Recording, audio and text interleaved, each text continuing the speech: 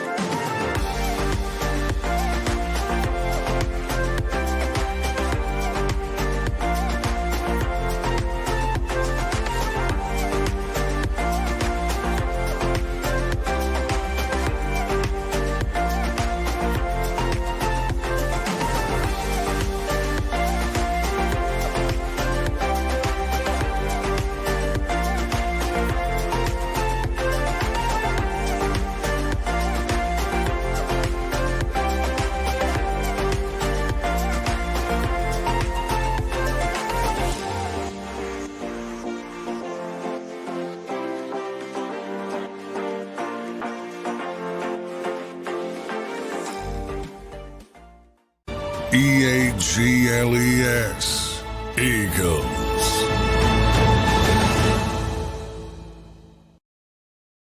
Eagles fans, welcome back to another edition of Football 24/7 with John McMullen, our Philadelphia Eagles insider. I'm your host, Tone DeShields II. First and foremost, you know what to do. Smash that like button. Make sure you guys are engaged in the content because John and I are going to really cover a lot of things when it comes to this Philadelphia Eagles Cowboys matchup that we saw over the weekend. Make sure you guys are subscribed to the JAKIB Sports YouTube channel. And again, make sure you guys smash that like button. It really helps the content grow, really helps the content really flow, and allows you guys to spread the word, and it allows more people to be in the live chat talking all the trash that's possible in the Philadelphia Eagles Cowboys hemisphere. So make sure you guys always stay locked in on the content. John, first and foremost, my friend, how are you feeling today? Doing well. Settling into a bye week, an 8-1 bye week. Your favorite week of the year, right? Yeah. Now, if you said at the beginning of the season they'd be 8-1 at the bye, I'd say that's pretty successful. But should have been 9-0, to be honest.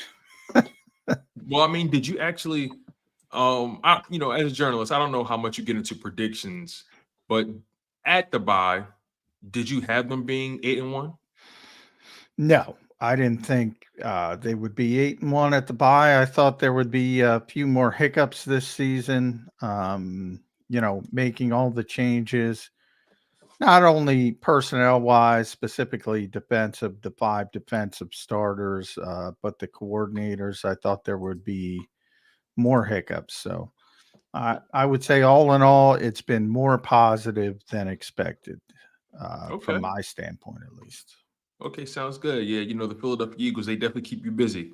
It's so funny. You always say how this is probably one of the most boring teams to cover because they're so good, and they always manage to stay ahead of the curve. If it's deals, if it's contracts, if it's just winning, right? They always tend to be on the right side of things, and they ended up being on the right side of things when it came to this Philadelphia Eagles Cowboys matchup. Man, it was really a fascinating game because you kind of felt, at least for me, I felt the tension. I felt the angst in the air of this matchup, right? And you had a front row seat being in that press box.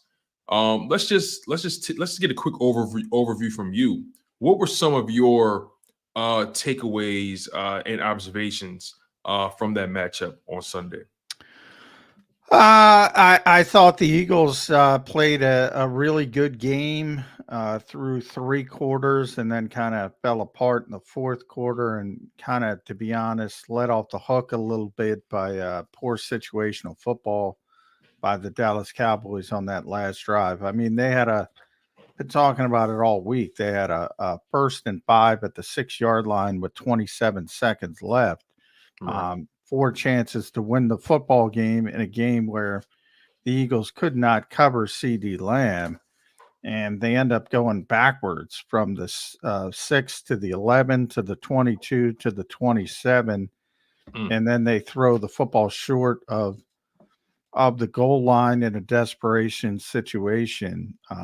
Just unforgivable sort of stewardship by a veteran quarterback, Dak Prescott. I mean, that can't happen. So I think they got let off the hook a little bit. It's funny. They had such a good third quarter. They're winning. They had 2 possessions. They scored 2 touchdowns. They basically held the football for almost the entire quarter. Complete dominance, up by 2 scores. And then you get to the point where everybody wants them, where they can run out the game, but they can't run. They cannot run the football with Jalen Hurts banged up, because no one is threatened by him pulling the football, coming out the backside. And the running backs just aren't good enough. So I thought they were way too conservative in the fourth quarter, allowing Dallas back in the game, and they had to hang on because of it. And, Nick Sirianni got a little defensive yesterday about the running game. It's not good right now. And, maybe the bye week comes at the best time, because for their running game to be effective, you need the threat of Jalen Hurts. Yeah, you bring up a good point. The fact that in that fourth quarter, they couldn't really get the running game going. Offense kind of just went stagnant altogether. You mentioned how conservative they were. Do you think they were just so afraid of making a mistake? Do you think things got – No. I think they're used to just these long, time-consuming drives. Forget about 4-minute offense. The Eagles have had like 6, 8, 10-minute offense. In this run, which we're now it's like the third quarter. I mean, I just talked about the 2 drives in the third quarter. That's what they're used to. They just weren't effective because they were trying to run the football in a more traditional way, and they can't do it right now. Why do you think that is? Is it simply personnel? Yeah, I mean, the running backs aren't good. They're not good. And I think people got snowed by those early games, week 2, week 3. Remember, at the time, Jalen Hurts was healthy, and he creates that spacing that is needed by the DeAndre Swift, Kenny Gainwells of the world, Boston Scott, Rashad Penny, for his handful of carries. And when it's not there, the Eagles don't – people should not be surprised by this, and they are, and it surprises me. We all know how the Eagles build this roster, and they build it correctly. They pay the offensive line. They pay the defensive front. They obviously pay the quarterback, A.J. Brown, the playmakers. They don't pay the running backs. You get what you pay for. That's true. That's essentially true. what it is. But do you think the offensive line is being let off the hook themselves? I mean, we've seen, and like you said, that Minnesota Vikings game and that Tampa Bay game, they were outliers, right? But I mean, they weren't necessarily outliers either, because when Jalen is out there, they've had numerous 200-yard rushing games. But I think people don't understand his effect on the running game. I talked about it all the way up to the draft, back to the draft. When you need Bijan Robinson. No, you don't. Not with a healthy Jalen Hurts. Without a healthy Jalen Hurts, and Bijan's not doing that. He's not even the best running back on Atlanta right now. But you get my point. You need a better running back when you don't have Jalen Hurts at full effectiveness because of the knee in the running game. Then you need somebody who can do it themselves, and the Eagles don't have that. But, that's a luxury. You can't legislate injuries. He's playing through it. Hopefully this bye heals him up and you get that threat back and everything's going to be fine. But when it's not there, and when opposing defenses aren't concerned with him pulling the football, it becomes much more difficult for them to run Okay, in a so traditional way. I just want to make sure I'm understanding you correctly. So, because Jalen Hurts isn't providing that threat in the run game like he usually does, that's leading to the opposing defenses to essentially stack the box. And Well, it's not necessarily they don't even necessarily have to stack the box. so why is the offensive line getting the push that they normally get? I mean, is Jalen Hurts really influencing the way the offensive line gets pushed as well? I mean, I No, that understand doesn't change. In fact, if you look at the and Jason Kelsey had his best game of the year. He had a 92.6 run blocking grade by PFF in that game. Okay. What about the rest of the guys? Lane Johnson played like Lane Johnson. Landon Dickerson played like Landon Dickerson. A little bit better in pass protection. Tyler Steen was really bad in pass protection, but he was good in run blocking. Jordan Mailata is the one guy who had probably his worst game of the season. But overall, business as usual. So the running backs just aren't seeing the holes pretty much, and they're just not taking advantage of what's being given to them by the offensive line. The holes aren't there, but the holes aren't there because again, you're manipulating the spacing as the +1 in the running game. That's what Jalen Hurts does. So it doesn't even matter when he has, like people were saying early in the season, he's not running the football well. It's not about efficacy of the quarterback running the football. It's about the threat of him running the football. So you have to wait, you have to pause, you have to space differently because you're concerned about the backside. You don't have to do that. When you know coming into the game, he's not going to be, that's out of the equation because of the knee. And then it becomes much tougher to run, and it's whatever. Lamar Jackson, you've seen how many backs over the years in Baltimore, insert name, just are so successful. Too many people don't put the 2 and 2 together. Every back doesn't just show up in Baltimore and look great. It's because everybody's scared to death of the quarterback pulling the football, and it creates all the spacing. Josh Dobbs was in Minnesota for 2 days, and he's running all over the place and winning a football game where he doesn't even know the plays because he's a +1. You can't account for him. And it creates all these problems for the defense. When those problems don't exist, that's when you need Derrick Henry. That's when you need Christian McCaffrey if you want to run the football consistently.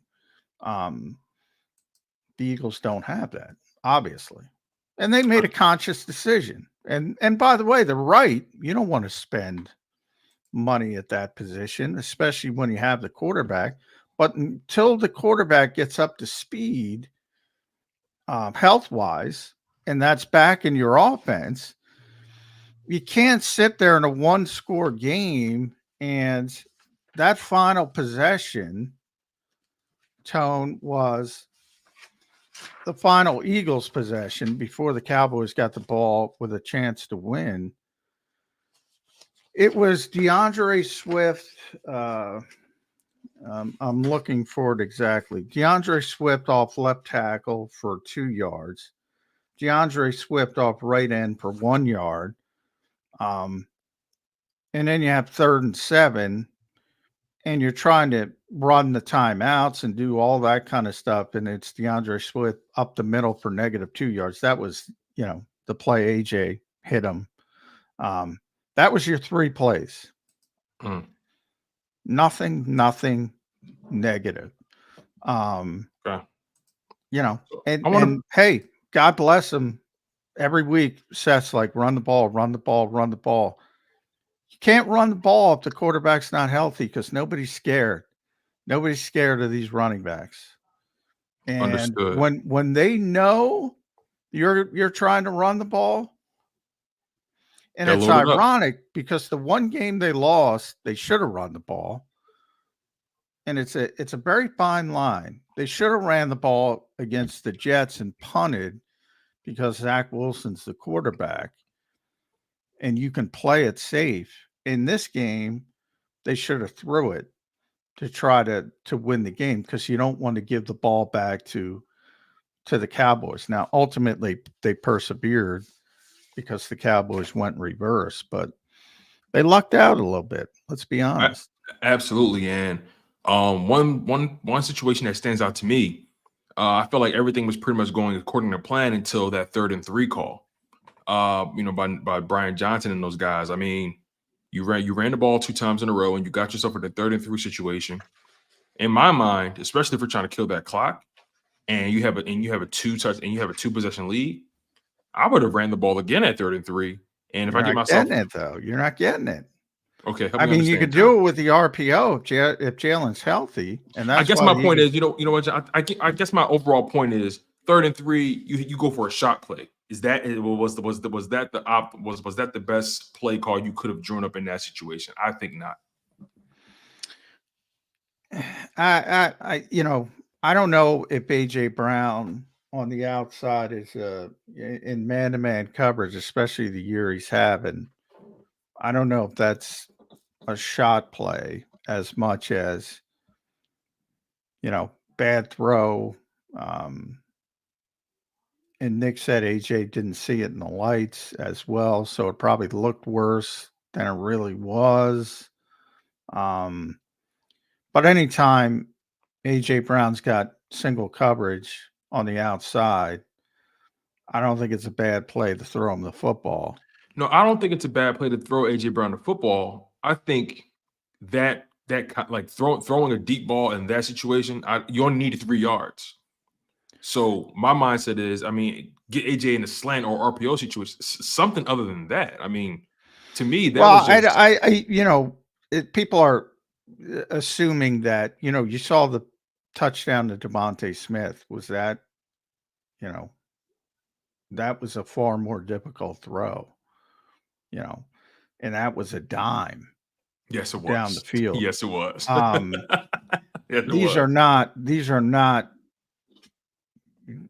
These are not terribly difficult throws for Jalen Hurts. It just happened to be one of the biggest moments of the game, and they didn't execute well. But anytime you see single coverage on AJ Brown, well, what does that mean? That means they're playing run. The quarterback's not healthy to make the RPO relevant. Now, he did enough in that game where he had a couple scrambles. Maybe he could have scrambled.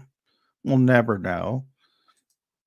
Typically the Eagles are so dominant on 3rd and short, again, because of what Jalen brings to the running game. And it's not there right now. So they have to rely more on the passing game. And they should have relied more on the passing game than they did in the 4th quarter. But they got the 2-score lead and felt they didn't have to. So it's one of those things where, if it were a closer game, it might have worked out better because they would have kept throwing it and probably would have had more success, to be honest. Understood. So let's get into Jalen Hurts, man. He had a very efficient game. If I'm not mistaken, he went 17 for 23, completed 76% of his passes. Let's see what else we got here. 2 passing touchdowns, 1 rushing touchdown, 36 rushing yards. I believe he threw for 207 passing yards. He was a very efficient performance by him. I don't believe, I've been listening to a lot of the national media as of late because I just wanted to see the pulse of the country after that matchup because it was promoted as being one of the better matchups, one of the better games of the season. Just considering all the different narratives and nuances surrounding it, being an NFC East, Jalen Hurts versus Dak Prescott, Micah Parsons, talking about how the Eagles are, the best team in the NFL. They have no holes, and just all the vitriol that comes with an Eagles Cowboys matchup. What were your thoughts on Jalen Hurts' performance, and how do you compare his performance to a guy like Dak Prescott? Yeah, I mean, well, he played. That's a good word. He played a very efficient game. Look, Dak. If I'm a head coach, I'm pulling out the hair I don't have watching Dak Prescott on that final drive. Like, that stuff you don't want a rookie doing.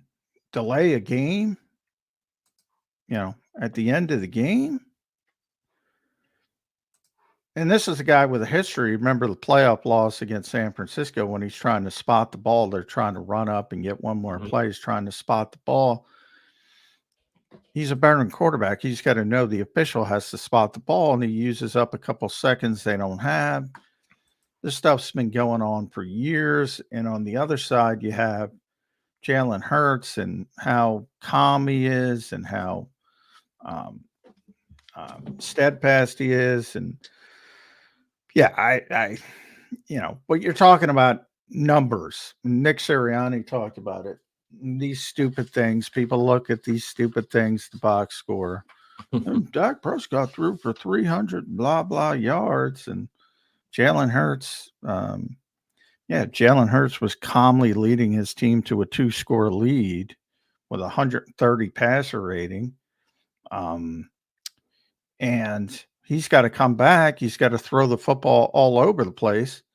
Dak Prescott. It's not Jalen Hurts' fault that Eli Ricks is trying to cover CD Lamb and Sidney Brown's trying to cover CD Lamb. Every time these quarterbacks throw for 350, 400 yards, they lose more than they win. That's true. Nobody figures this out. That's a good point. I mean, you bring up a good point. I mean, Dak Prescott. Let's really just go through it really quickly. I mean, it started because every penalty went their way up until the 1st and 5 at the Philadelphia 6. You had a penalty on Tyler Smith, a false start. That's 5 yards. And Dak Prescott takes a sack. So we're talking penalty. So false start, sack, incomplete pass, delay a game, game over, fumble at the goal line. You throw the ball short. I mean, that sequence right there sums up Dak Prescott's career. A guy who gives you the numbers throughout the game, but then when you need him to come through, when you need him to be his most calmest, when you need him to be at his most even keel, he has these moments that he just can't come through. And like you said, and like we all know, the Philadelphia Eagles handed them this game at this point. They handed them the game. And he couldn't. Dallas should have won the football game. Dallas should have won the football game. And it's not only Dak Prescott's fault. Of course not. Of course not. But he's not responsible for the false start. All right, that's Tyler Smith, I believe. Not Tyler. Yeah, it was Tyler. Tyler Smith. Now the sack. It's interesting. It's good pass rush. Tremendous job by Josh Sweat. But the number all game. But the number 11 yards indicates, look, if you're going to get sacked because somebody just whips, your offensive lineman just whips, you're going to lose 7-8 yards typically as an NFL quarterback. Because he was in shotgun. He's back at 11 yards. And that tells you he's got time to get the football out of his hands, even if it's throwing it away to get to the next play and not creating the massive loss. And he didn't. He took the sack. And then delay of game, you had the incomplete pass. In between, you had delay of game, which is just ridiculous. And then throwing it short, which is also ridiculous. Desperation time, you got to throw it in the end zone, even if you're just giving somebody a chance, Hail Mary, tip ball, whatever. Right. You can't count on somebody breaking 4 tackles to get in the end zone. Yeah, I mean, that's stuff where you would be upset at a rookie, and he's been playing a long time. So, if I were Mike McCarthy, I'd be very frustrated with the way that situation, first and 5 from the 6-yard line, was handled because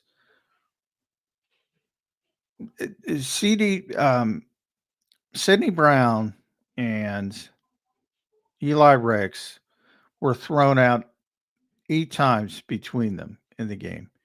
8 completions, 8 for 8. They couldn't cover Tone DeShields. Well, thank you, John. I appreciate that. They probably could cover me, but they couldn't cover you. Oh man, John, you'll get at least 5 yards on them. If I'm the Cowboys, and even though Slay had taken it under his own advisement to go get CD, even if it's Brandon Cooks or Michael Gallup or Jalen Tolbert, they were going to be open. And I would have went at those 3 guys. I would have went at, and Ricks was on the field. It wasn't Sidney at that point. But I would have won at Ricks 4 consecutive times. He's not gonna do it 4 times. Right. Yeah. 4 times. You bring up a good point, man. I want to talk about the Eagles. We talked about Sidney Brown, Eli Ricks, and those guys. I mean, Tyron Smith, he had a hell of a game. Picking up Josh Sweat. It just seemed like the Eagles' weaknesses on defenses were really glorified in that game. If they can get home, those guys in the backfield, the linebackers and the DBs included, they are barbecue chicken. In the words of the great Shaquille O'Neal. That's been going on all year, though. It has. But for some, I don't know why. Maybe this is my emotion, but I'm watching that game and it just felt like for up until that last drive, Dak Prescott was getting anything he wanted. And that's why, and I think that's why it's so mind-boggling how that thing turned out. I'm looking at James Bradbury, man. What's wrong with James Bradbury? What's going on with James Bradbury, John? What are you seeing? What aren't we seeing? What's been your evaluation of James Bradbury lately? I don't think James has played to the level he did last season, but I think he's been fine overall.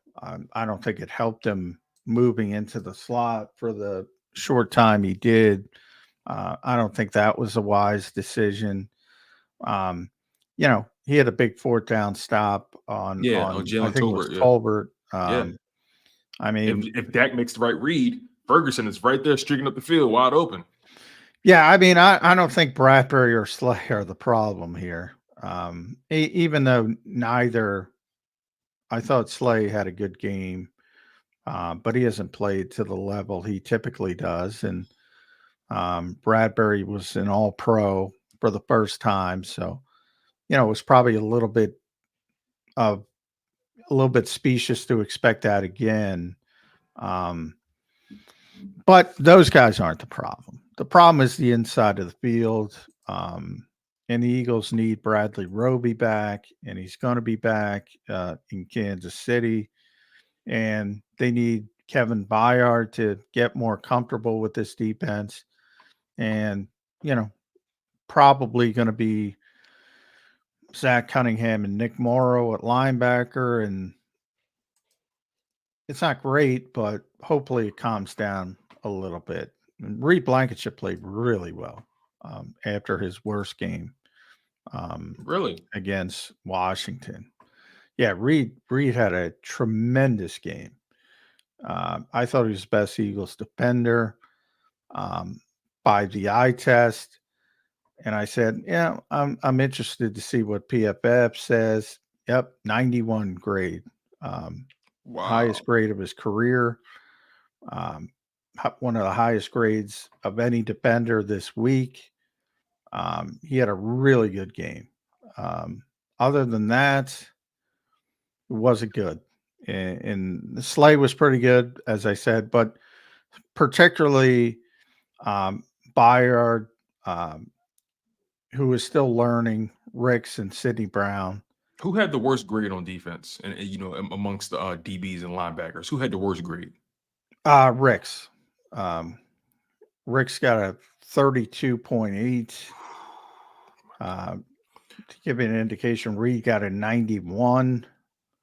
He got a 30.9 in coverage. Yeah. I mean, but it's not, and the same thing happened to Mario Goodrich against Justin Jefferson and Cooper Kupp. Eli Ricks is not a slot corner, and you're putting him on CD Lamb. Good luck. I would have handled it a different way. How would you have handled it? I would have bracketed CD, from play one, and say Jalen Tolbert beat me, Brandon Cooks, Ferguson had a good game, as you mentioned. I can live with that. I can't live with CD Lamb just barbecuing those guys because you knew it was coming. Yeah, we you talked did. about it all week. All week we talked about it. So it wrecks my brain why Sean Desai didn't have a better game plan. As a matter of fact, let's go there, right? What was your overall thoughts? And this will be the final question of the evening, John, before we get out of here. What was your final thoughts or overall thoughts about the Eagles' approach on offense, what they wanted to accomplish, and whether they accomplished it or not? I mean, obviously they won the game, but what was your thoughts on the Eagles' offensive game plan based off what you saw? And what was your thoughts on their defensive game plan based on what you saw and how everything played out?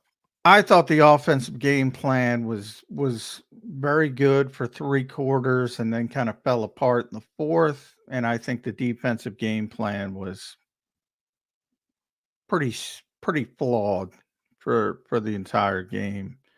But they persevered and are able to win the game.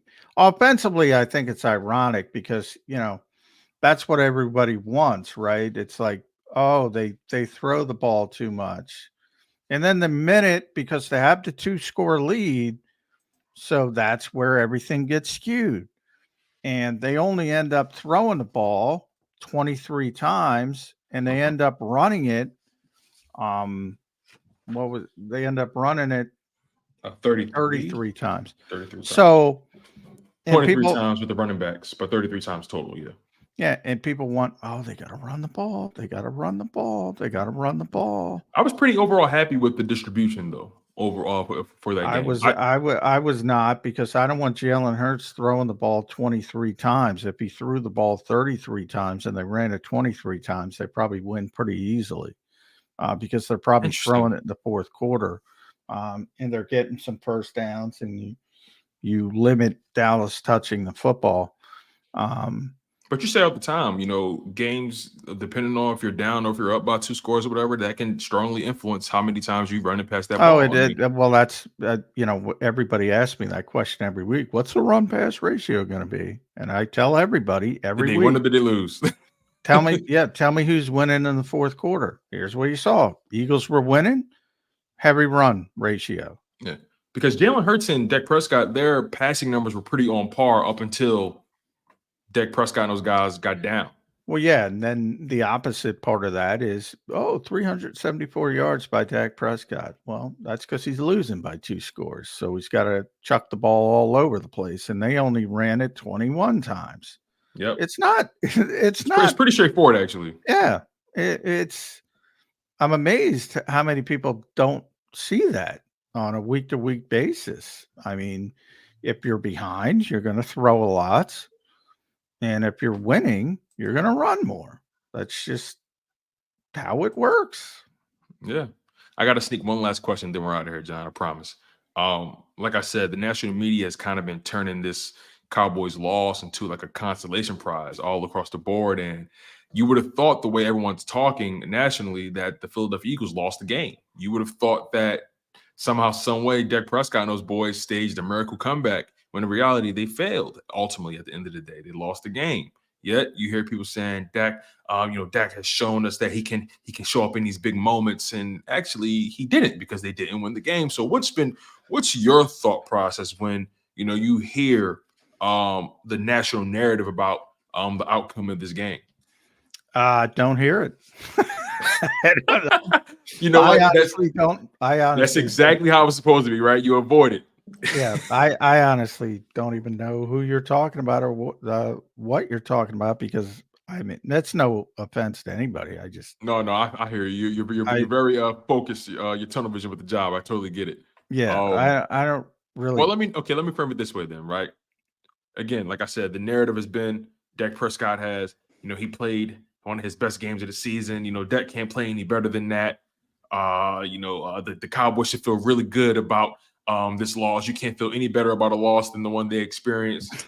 All that kind of language, right? When you hear things like that, right, and you lost the game still, how does that resonate with you?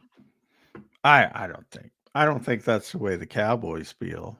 I think if you ask Michael Parsons, he feels even better about his team after that loss. Well, Mike had a big game, by the way. Mike is a really good player, and think Eagles fans. He's a great player, but that's not the question, John. Yeah, well, I mean, Mike is just judging on probably his play, and he was pretty good. But yeah, I mean, I said the end of the game stuff with Dak Prescott is just abysmal, and there was that Jalen Hurts has the #1 passer rating in the NFL when he's behind, #1, which isn't often, by the way. The Eagles aren't behind, but to use Washington as an example, I'm watching that game at FedEx Field. It's 14-3. The Commanders are dominating that game early, and I'm starting to say to myself, maybe this isn't the Eagles' day.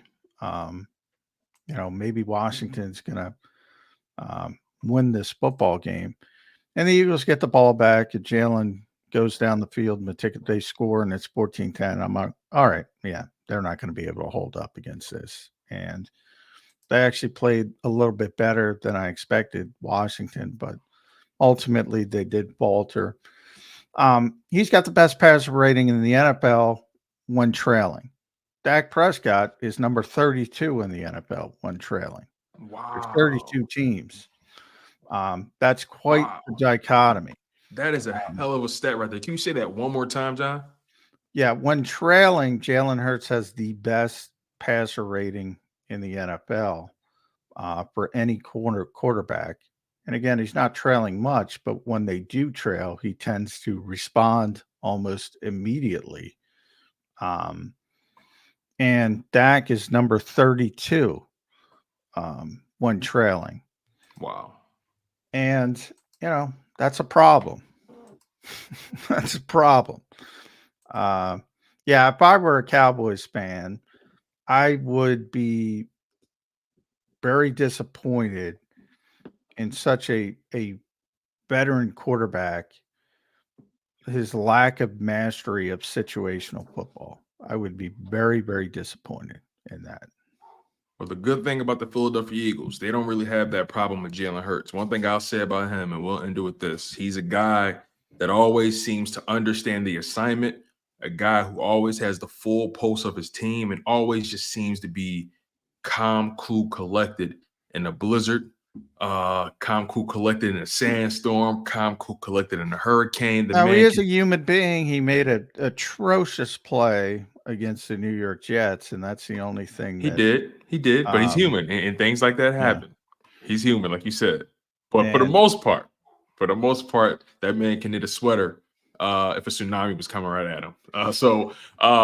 John, as always, I appreciate you for always taking time for the show, man. I know you have a hell of a schedule that you're always trying to balance. And again, like I said, I appreciate you, man. You're great to me, my friend, and you always make the show so entertaining.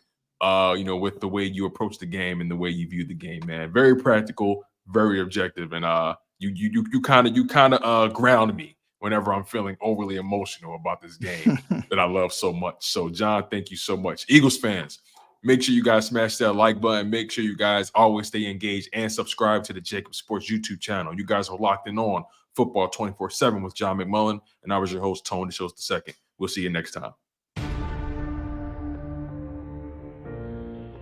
When it comes to the fight against insurance companies, large corporations, and the healthcare industry, injured victims are always the underdog. But that doesn't worry us. At Messa and Associates, we're an injury law firm from Philadelphia, and we come to fight. Our clients know that they've got representation with a chip on its shoulder, and it's the same chip that makes Philly the toughest city in the country. Call 215-568-3500 or visit us online at messalaw.com. Messa and Associates, the toughest injury firm in Philadelphia.